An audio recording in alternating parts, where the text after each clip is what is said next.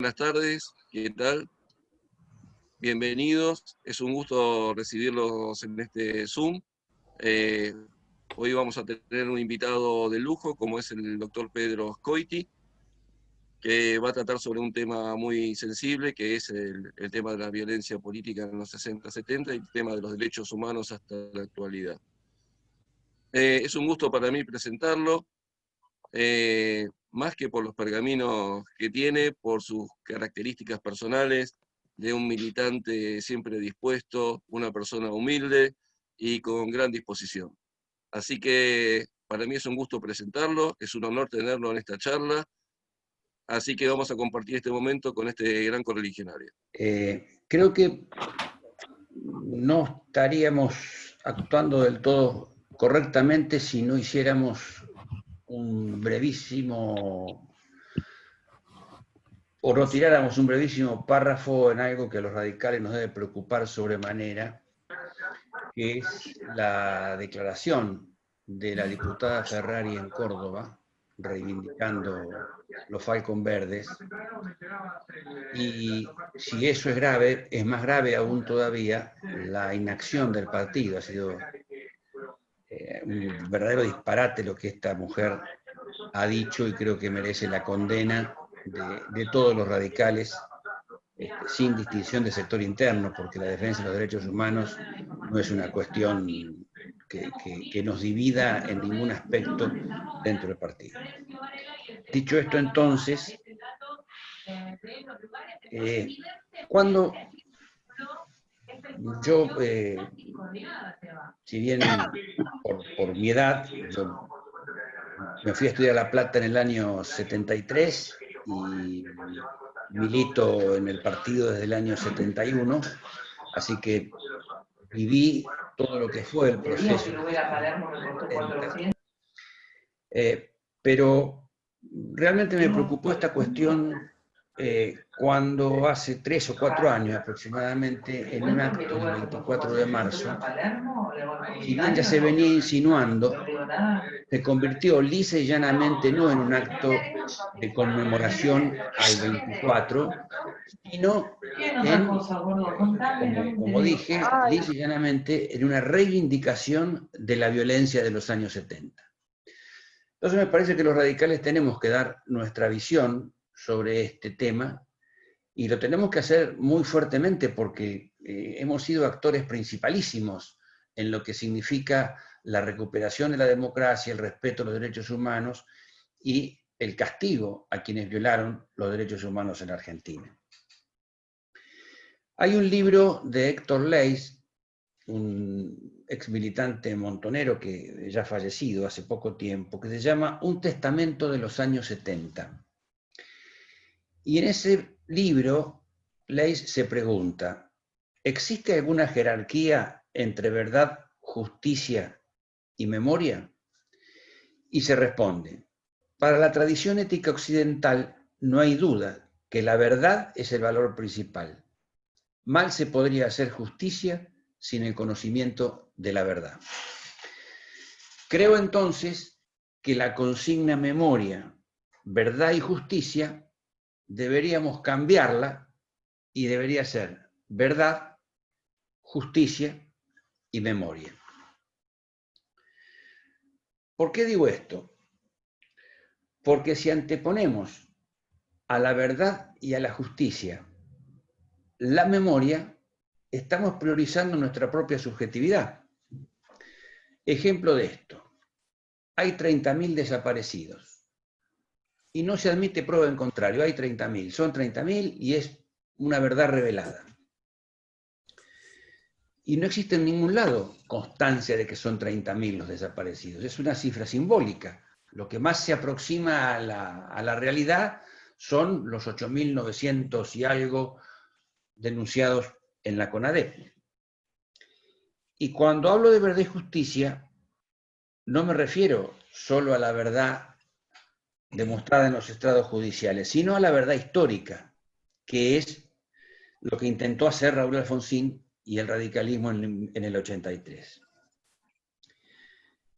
A ver, veamos, no se construyó primero un relato, que sería la memoria, y sobre esa memoria luego se estableció una verdad y sobre esa verdad se impartió justicia. Lo que se intentó hacer fue buscar la verdad. Para eso se constituyó la CONADEP y con declaraciones testimoniales, documentos, inspecciones de lugares de detención, etcétera, etcétera, se logró una aproximación a la verdad. Sobre esa verdad luego se impartió justicia y sobre esa verdad y esa justicia se construyó un relato, que es el que tenemos que contraponer al que nos han intentado imponer, y con bastante éxito lamentablemente, durante estos últimos años. Dicho esto, y para que no queden dudas, decimos que hubo un sistemático plan de desaparición y tortura por parte de la dictadura militar del 76 al 83, como quedó demostrado en el juicio de la Junta, porque esto tenemos que aclararlo, porque cualquiera que se aparta del relato concebido como verdad absoluta por el kirchnerismo, inmediatamente es acusado de ser cómplice de la dictadura. Bien, ¿desde dónde hablamos y decimos todo esto? Hablamos desde una militancia de muchos años en la franja, en la juventud, en el partido, y por si hace falta recordarlo, vale la pena repasar nuestra presencia en la Asamblea Permanente de los Derechos Humanos, con Raúl Alfonsín, la FUA, los centros de estudiantes manejados por la franja, participaron en todas las actividades, lo mismo que la Juventud Radical en aquellos años, en infinidad de actividades con distintas organizaciones populares para preservar la vida y la libertad de nuestros militantes. Y quiero reivindicar, y creo que desde el radicalismo no se ha tomado como una actividad militante, el reconocimiento y homenaje permanente a la CONADEP, a los miembros de la CONADEP y en particular al Nunca Más. Que en una actitud que los pinta de cuerpo entero, el kirchnerismo modificó el prólogo por Sábato, con lo cual muestra la calidad moral del peronismo en su versión kirchnerista. Decía o dice el prólogo: durante la década del 70 la Argentina fue convulsionada por un terror que provenía tanto desde la extrema derecha como de la extrema izquierda. Así comienza, ¿no es cierto?, el prólogo del Nunca Más, para decir más adelante: no fue de esta la manera que en nuestro país, a los delitos de los terroristas, las Fuerzas Armadas respondieron con un terrorismo infinitamente peor que el combatido, porque desde el 24 de marzo del 76 contaron con el poderío y la impunidad del Estado absoluto, secuestrando, torturando y asesinando a miles de seres humanos. Es cierto que la Argentina, la historia argentina, no ha sido un lecho de rosas. Desde los años fundacionales de nuestra nación, durante todo el siglo XIX e inclusive el siglo XX, hubo enfrentamientos, desde unitarios y federales hasta la Organización Nacional, procesos eleccionarios viciados de nulidad que implicaron violencia y represión contra el adversario, levantamientos armados contra el régimen que dieron origen a nuestro partido. Y luego, a partir del 30, sucesivos golpes de Estado caracterizaron la vida política nacional.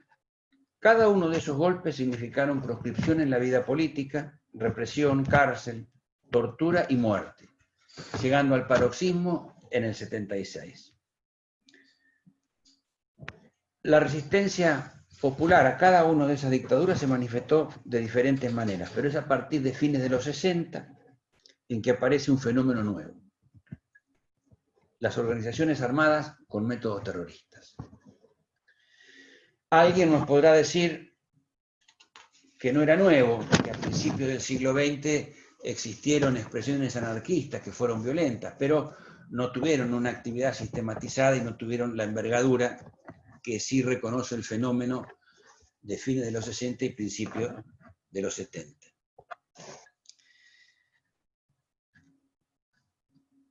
Los asesinatos de Bandor, dirigente metalúrgico, y de Pedro Eugenio Aramburu, presidente durante la Revolución Libertadora, son el inicio de este fenómeno de las organizaciones armadas. Paradojalmente podríamos aceptar la legitimidad del accionar de estos grupos basándonos en principios del liberalismo por ellos denostado, aceptando que la violencia es aceptable para recuperar derechos que nos son negados. Siendo así, ninguna legitimidad tiene entonces el accionar de estas organizaciones a partir de 1973. Y acá quiero detenerme. ¿Qué pasaba en 1976? Porque pareciera que cayeron un día un grupo de señores malos, que eran un almirante, un brigadier y un general, y dieron un golpe de Estado. Gana Cámpora y Solano Lima la fórmula peronista en el 73.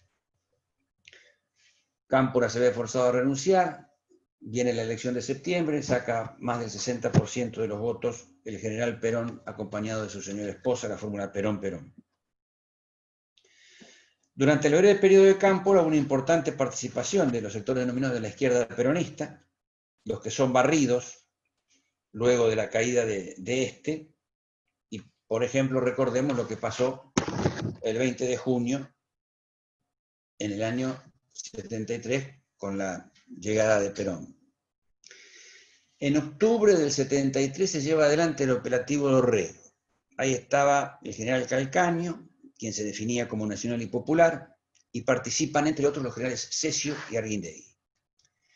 ¿Qué fue el operativo Dorrego? Consistió en auxiliar a los partidos del centro-oeste de la provincia de Buenos Aires afectados por una devastadora inundación, y en él participarían tropas del ejército y militantes de la JP y Montoneros. Más allá de las buenas intenciones que se podían tener, el objetivo era integrar oficiales y suboficiales al proyecto revolucionario. Ya esto se dio 40 años antes de que en la última experiencia, no en esta, sino en la anterior experiencia kirchnerista, se intentara tener un ejército nacional y popular con Milani al frente.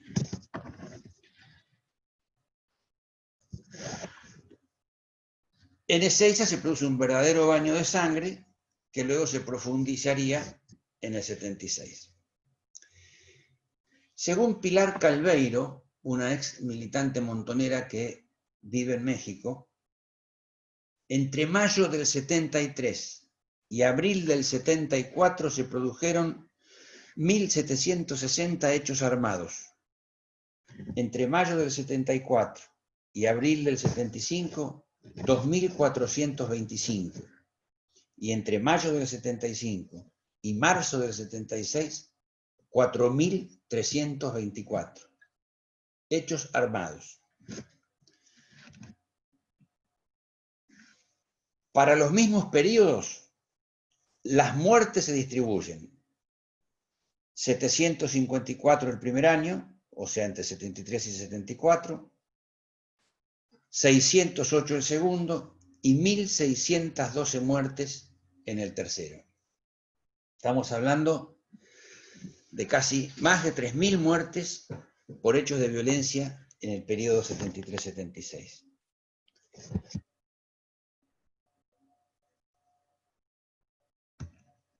Obviamente las bajas en estos números fueron mayores en lo que es la izquierda peronista fundamentalmente y lo que eran fuerzas de seguridad. Justicia Ya sostiene que entre el 20 de junio del 73 y hasta el inicio de la dictadura militar hubo 900 desapariciones y 1.500 asesinatos.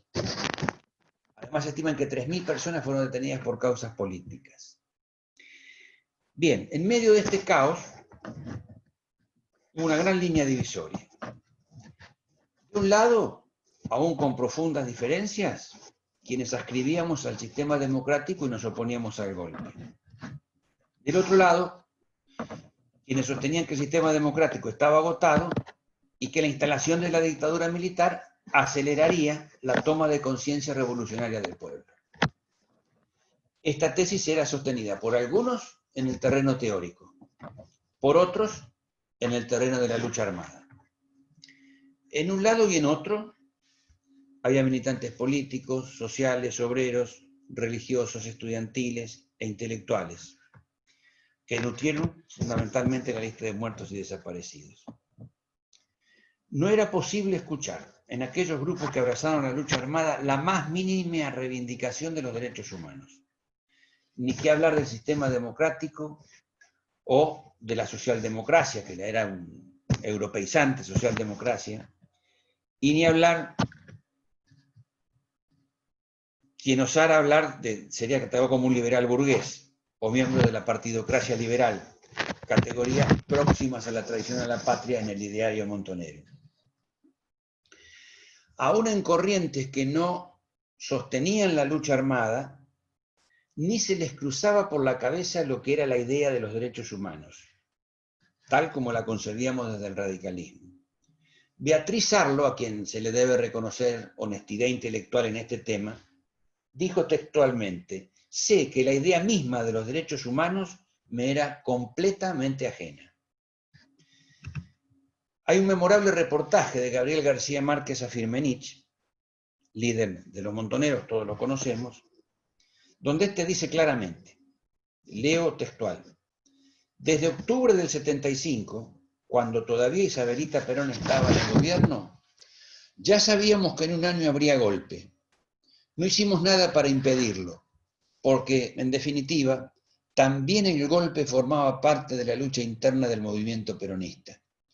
Pero hicimos nuestros cálculos de guerra, y nos preparamos para sufrir en el primer año un número de bajas humanas no inferiores a 1.500 unidades. Las unidades eran militantes de carne y hueso, eran los que compitieron conmigo, con nosotros, con la franja en el año 75, y en su mayoría están desaparecidos. La boleta de la JUP que compitió contra nosotros prácticamente no quedó ninguno vivo. Estas son las unidades de las que habla Firmenich. En La Plata, por ejemplo, lidiábamos por un lado con la CNU por derecha y con la FUR, agrupación en la cual pertenecían los Kirchner, eran marginales pero pertenecían a la FUR, y FAEP, que era una expresión un poco más de izquierda. Y por ejemplo, yo recuerdo al canto de "Hoy, hoy, hoy, hoy, qué contento que estoy, viva los montoneros que mataron a Morroy", gritaban algunos sectores de la JP y confesaban que el operativo había sido tirarle el cadáver a la dirección de la Orga.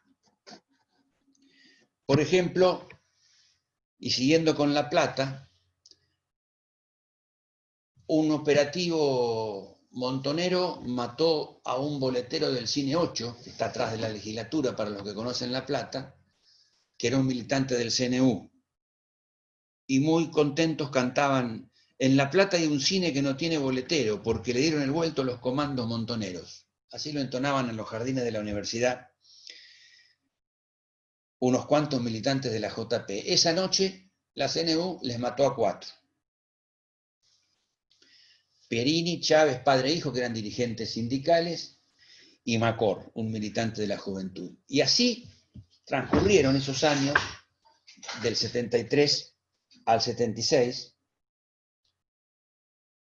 y también aparece el terrorismo de Estado. Recordemos que la primer víctima del terrorismo de Estado, el 21 de noviembre de 1973, la AAA debuta haciendo detonar una bomba en el automóvil Renault 6 de Hipólito Solari Yrigoyen, en una cochera de la calle Marcelo T. de Alvear. La voladura ocurre horas después de la sesión del Senado, en la que Hipólito Yrigoyen había sido la figura central. Se trataba la ley de asociaciones profesionales, y sostuvo Hipólito que aquella ley consolidaba una oligarquía sindical. Enseguida Lorenzo Miguel lo declaró enemigo público número 1. ¿Qué les parece? ¿Quiénes serían las 3A? Pasados los años, el primer traspié del gobierno de Alfonsín fue justamente la ley de asociaciones sindicales.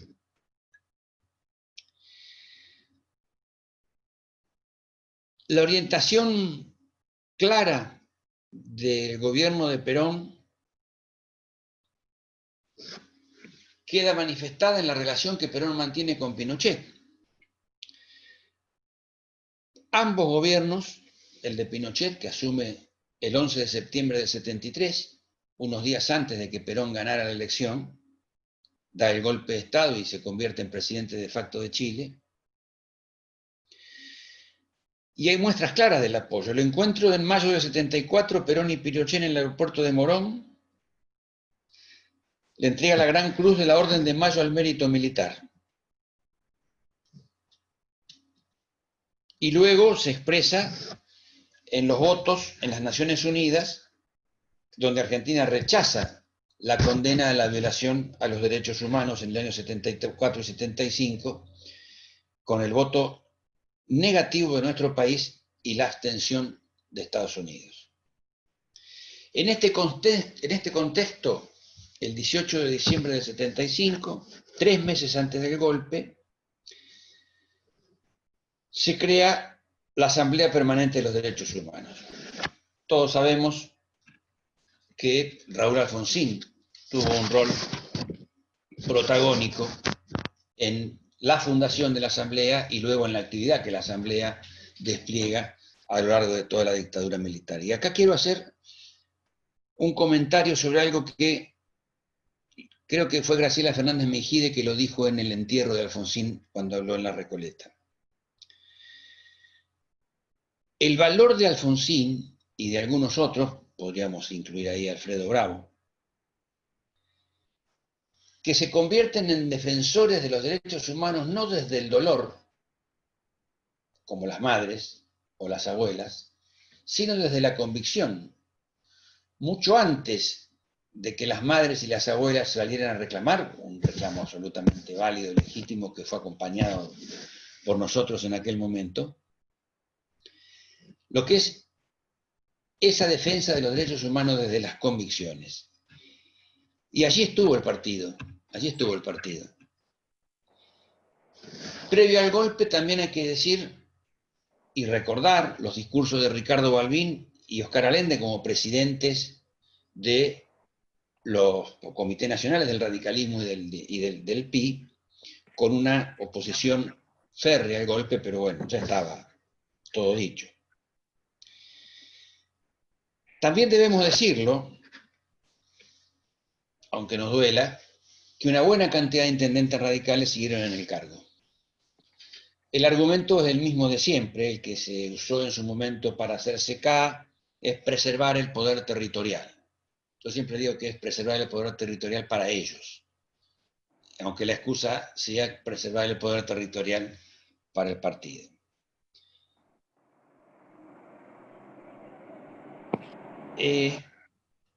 También hay que decir, echar un párrafo, por ejemplo, a lo que fue el Partido Comunista. ¿Qué actitud asumió el Partido Comunista? Defendía a Videla porque decían que era un general democrático y había que parar el pinochetazo, haciendo alusión al golpe que se había dado en Chile 3 años antes.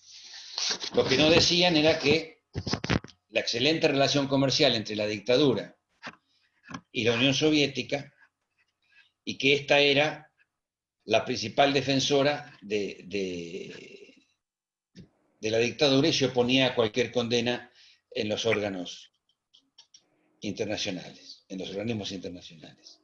Y bueno, llegó el golpe. Se desató una cacería.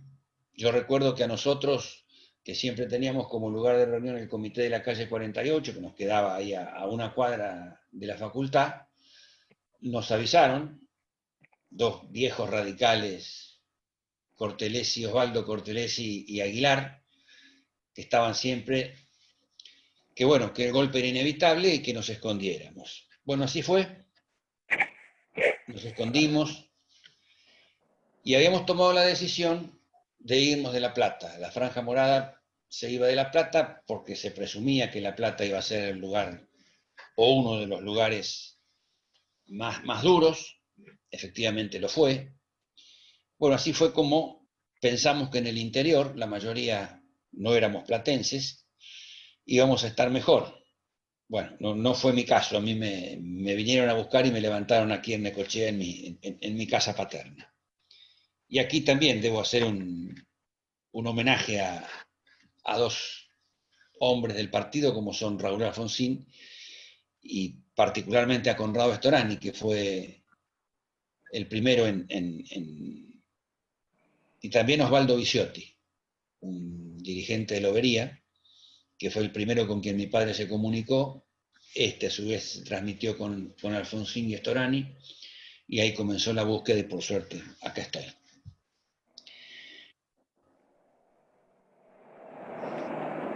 Los centros de estudiantes cerrados, se prohibió toda la actividad política. Bueno, volvimos a La Plata a mitad de año. A poco de andar, lo matan, lo asesinan a Sergio Caracachov. El 10 de diciembre y el 19 de octubre a Mario Maya. Yo recuerdo todavía, y todavía me conmueven, el discurso de Freddy en los balcones del Comité de 48, cuando llevábamos el féretro de Sergio al cementerio, y el de Marini, el discurso de Marini en el cementerio. Ya era 11 de septiembre, el día del entierro, y Anselmo Marini, rodeado de ametralladoras que se veían arriba de los panteones. Ya había habido Falcon Verde tiroteando en las esquinas de la sala velatoria, señalándolos con el dedo. Les dijo: permítanme decirles hoy, en el día de Sarmiento, bárbaros, las ideas no se matan. Obviamente decir esto 40 años después, pero había que decirlo ahí, en ese momento y en ese clima. Recuerdo que panfleteamos tanto cuando lo mataron a Sergio como cuando lo mataron a Maya. No les puedo decir el susto que teníamos. Y en La Plata fue una cacería, como dije anteriormente. Había tiroteos todas las noches y al día siguiente aparecía en el diario El Día que había habido un enfrentamiento donde habían muerto 20, exagero, 20 subversivos que iban en un Fiat 600. Era así de absurda la cuestión. Y por ejemplo, yo recuerdo que Conrado Storani, cuando se comunica con mi padre, él había hablado con Olivera Rovere, con el general, y lisa y llanamente le dijo: mire, no podemos hacer nada, porque cada jefe de sección es amo y señor. Nosotros podemos hacer una sugerencia, no podemos dar órdenes. Bueno, de a poco después, la represión fue aflojando. Ya en los años 79, 80, aflojó. Ya en esa época nosotros pudimos reabrir el centro de estudiantes, lo abrimos como una cooperativa. Habían cambiado el decano y había llegado un tipo que había sido en su momento militante reformista. En el caso de La Plata, el único centro que siguió abierto fue el de agronomía, por una cuestión de funcionamiento de la facultad, porque era el único que estaba en condiciones de imprimir todo el material de estudio.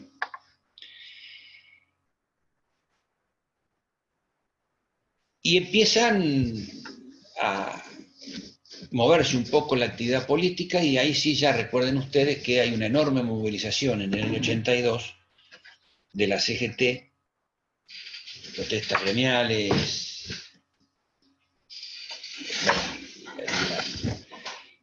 el movimiento estudiantil también comienza a moverse. Por aquellos años nosotros reorganizamos la FUA y sale presidente, deja de ser presidente Freddy y pasa a ser presidente Marcelo Marcó.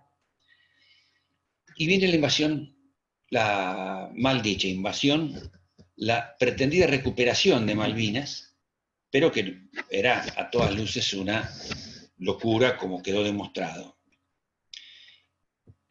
Se alzan las voces de Alfonsín y de Ilia, oponiéndose.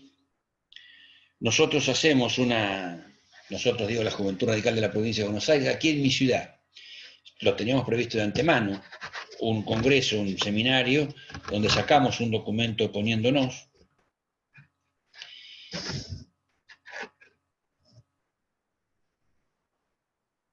Y bueno, con Malvinas pasó lo que pasó. Durante todos esos años, que ya estamos llegando al final de la dictadura,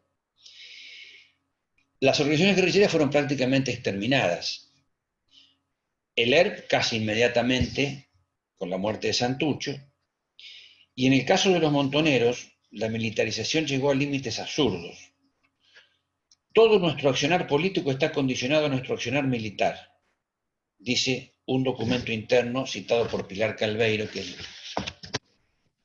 en el libro que les cité, y dice citar a Pilar Calveiro de nuevo. A medida que la lucha se hizo más violenta, a partir del 76, Montoneros afianzó la lógica de que todo lo que no es revolucionario es contrarrevolucionario. Se promovió desde la conducción el fusilamiento de militantes que fueran o se supusieran traidores, se insubordinaran, conspiraran, hicieran defraudaciones, abusaran de su autoridad, encubrieran el incumplimiento de sanciones jerárquicas o bien que pretendieran abandonar la organización. Uno de los ejemplos más patéticos es el de Ignacio Orueta, ejecutado por las dudas, ya que no había certeza de la acusación que se había levantado, estar ligado al ministro José López Regas. Esto no lo dice Pedro Ascouti, lo dice Pilar Calveiro, ex militante montonera.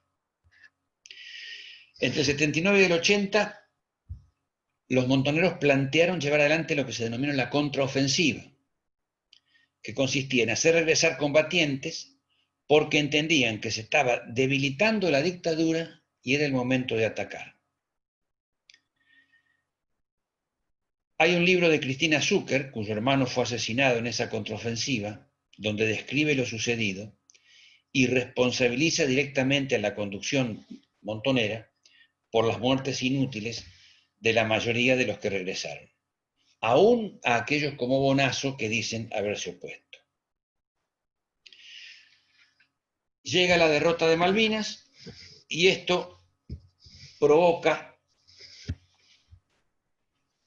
la convocatoria de elecciones.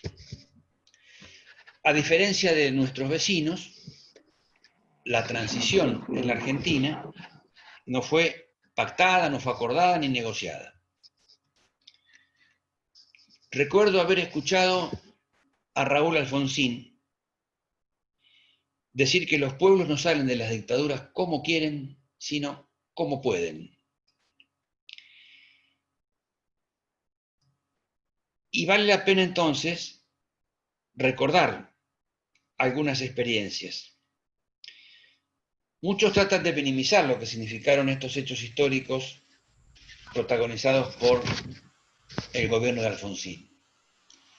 Un gobierno que surge de la voluntad popular, lo recibe el gobierno de quienes hasta ese momento detentan la suma del poder público. Se desemboca en el proceso electoral, luego de la derrota de Malvinas, no hubo nada acordado. Aunque la dictadura lo intentó, los hechos precipitaron la salida electoral. El candidato Luder, del peronismo, partido favorito para ganar las elecciones, sostenía que la ley de autoamnistía dictada por la dictadura militar antes del retiro era válida y no podía anularse, lo que impedía toda posibilidad de juzgamiento a los responsables del terrorismo de Estado. Así lo sostuvo el peronismo en su conjunto. No hay ninguna voz, no se recuerda voz alguna dentro del peronismo reclamando el juzgamiento a los responsables de la dictadura militar. El Partido Comunista, expresión de la izquierda de aquellos años, vota al peronismo, Herminio Iglesias incluido. Se realizan las elecciones, el resultado es conocido, ganamos 52% de los votos, mayoría en Cámara de Diputados, el peronismo la tiene en el Senado mayoría que aún hoy, todavía mantiene. Entre las primeras medidas del gobierno se dictan los dos decretos de juzgamiento, el 157 y 158, 13 de diciembre del 83, a 3 días de haber asumido. Y se constituye la CONADEP. El Senado, con mayoría peronista, decide no integrarla. Ningún senador integra la CONADEP. Diputados con mayoría radical decide integrarla, pero el único bloque que nomina miembros es el radicalismo. Santiago López, Hugo Piusil, Horacio Huarte. Permítanme aquí que con orgullo diga que Santiago López y Horacio Huarte fueron militantes de la Franja Morada de Derecho de La Plata. Ni el Partido Justicialista, ni el Partido Intransigente, ni dirigentes, connotados dirigentes defensores de los derechos humanos como Augusto Conte. Nadie, absolutamente nadie integra la CONADEP, solamente el radicalismo. Pero además recordemos también las voces progresistas, entre comillas, que se alzaban contra la CONADEP porque decía que era la forma de encubrir que Alfonsín había arreglado con los militares para que no pasara nada, etcétera, etcétera. Así, Alfonsín y la Unión Cívica Radical solos tuvieron que enfrentar el juzgamiento al terrorismo de Estado. Todo esto en el inicio de la transición democrática. Este era el panorama en aquellos años. Obviamente, ahora ya se han muerto. En aquellos años no eran los octogenarios que fueron cuando Kirchner descolgó los cuadros. Eran militares que hasta una semana antes habían tenido el poder absoluto del país.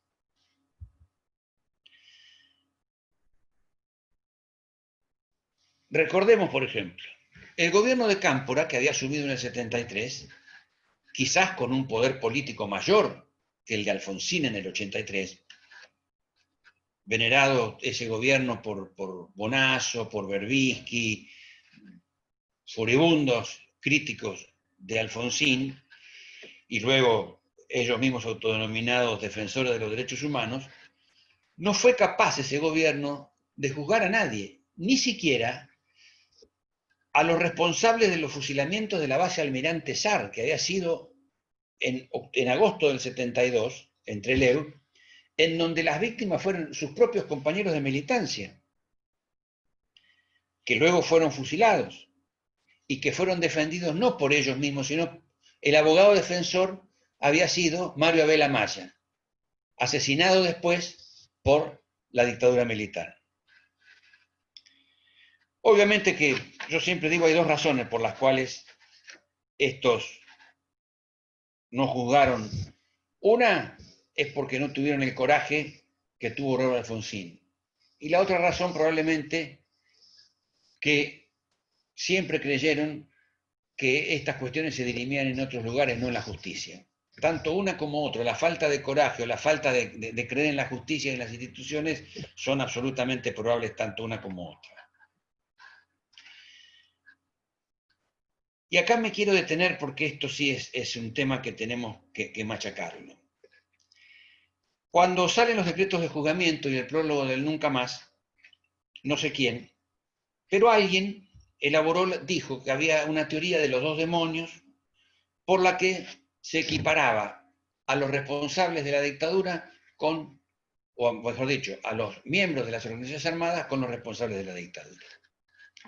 Esta teoría sirve tanto a los militares o a los defensores de la dictadura militar como para decir que hubo una guerra, como a Firmenich y compañía para decir no hay teoría de los dos demonios, entonces se desentienden. Como ellos no son un demonio, nadie puede hablar ni decir nada de ellos. Y acá tenemos que ser muy precisos. Acá hubo terrorismo y terrorismo de Estado. Y a cada uno hay que juzgarlo y asignarle las responsabilidades que los caracterizó. La Argentina tuvo un único demonio, y fue la violencia desenfrenada que nos llevó al mayor baño de sangre de nuestra historia. Y acá viene lo que yo decía al principio. En los últimos años, en los 24 de marzo, que como yo decía, no se convirtió en una conmemoración de aquel hecho nefasto que fue la instalación de la dictadura, sino que se convirtió en una reivindicación lisa y llana de la violencia armada. Les voy a leer un párrafo de los documentos este es un documento oficial de las abuelas. En esta plaza recordamos la lucha de los ingenios azucareros, ligas agrarias, el cordobazo, etcétera, etcétera. La militancia de las organizaciones del peronismo revolucionario, Montoneros, FAP, la tradición guevarista del PRT y del Ejército Revolucionario del Pueblo, etcétera, etcétera, etcétera. Bueno, y insiste con que no son 30.000, con que son 30.000, perdón. Entonces, yo creo que nosotros tenemos que reivindicar lo que fue nuestra actitud del partido durante la dictadura, oponiéndonos, defendiendo los derechos humanos, lo que fue el gobierno de Alfonsín, condenando con el juicio ejemplar, como fue el juicio de las juntas, y recordemos que también estaban siendo juzgados los responsables de las organizaciones armadas, todos indultados por el peronismo en su versión menemista. Y para terminar, y esto lo he dicho cada vez que esto lo tengo escrito y lo digo siempre, se debe tomar como una tarea militante la reivindicación de la política de juzgamiento impulsada por el gobierno de Alfonsín, por la UCR, la reivindicación del prólogo original, del nunca más, y esto debemos hacerlo no solo por respeto a Alfonsín, no solo por respeto a quienes integraron la CONADEP, sino también, y sobre todo a aquellos que vivimos esos años, por respeto a nosotros mismos. Así que yo con eso termino, pero me gustaría que intercambiáramos alguna opinión, seguramente tendrán algo para agregar.